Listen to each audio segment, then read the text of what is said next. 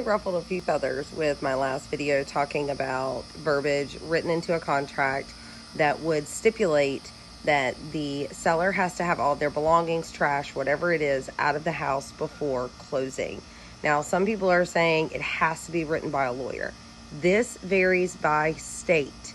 I have had lawyers write up specific special stipulations for me that I can use with any client because they cover all the bases and they're not an odd situation. It's for the typical situation of you're buying a house, they're selling a house, you want all their crap out before you move in and before you close. It's that simple. Now, there are instances where you have to be more specific and we can have that verbiage changed, but for the most part, it's usually pretty cut and dry.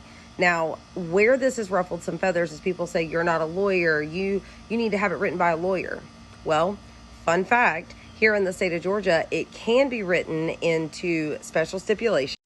And not only can it be written into special stipulations, we can ask a lawyer to draft that ahead of time and use it more than once because we have the ability to do that with real estate contracts.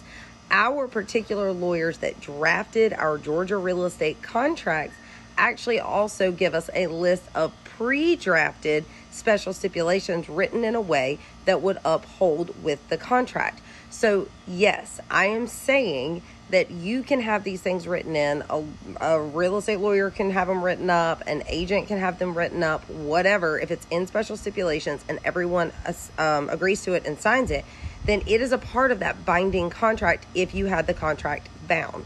Now, the little caveat to this is the way that things are worded. But that is why in the state of Georgia, our lawyers that wrote our contracts give us that. They give us some pre-filled, determiners that to go in the special stipulations.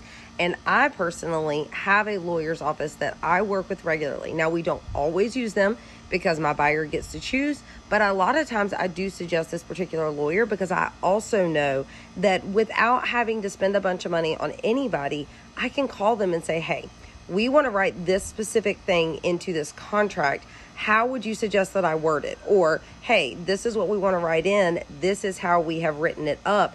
Do you think that that is a good way to, get this wording out there as to what we're trying to accomplish? Or is there a better way that we could write this? And 99% of the time, they will actually send me exactly what needs to be changed or, rewrite it for me or say, nope, that sounds good, whatever the case may be, because I have built that relationship with a closing attorney for my clients. Now, sometimes if it's more in depth, they do charge, and that's okay. I help take care of some of those expenses for my clients.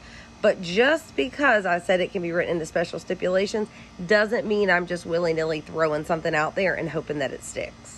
I intentionally spend the time with my vendors, whether it be lenders or somebody to cut your grass or somebody as important as a real estate attorney.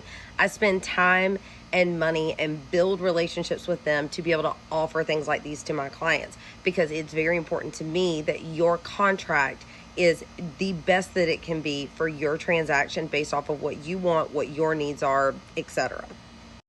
I am not a lawyer and I do not want to get stuck with someone coming to me and saying, you screwed this up because you did something you weren't supposed to, or you worded this a way you weren't supposed to.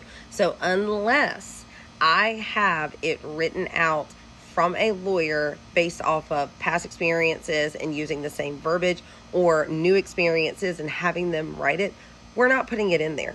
But here again, our lawyers take care of us here in the state of Georgia, and they pre-write some of these special stipulations so they are worded perfectly so that we don't have to have all this guess and check. We have these things from them for the traditional situations so that we can protect our clients. So yes, we love our real estate attorneys and we do take their advice and we do build relationships with them so that we can have these things to offer to our clients.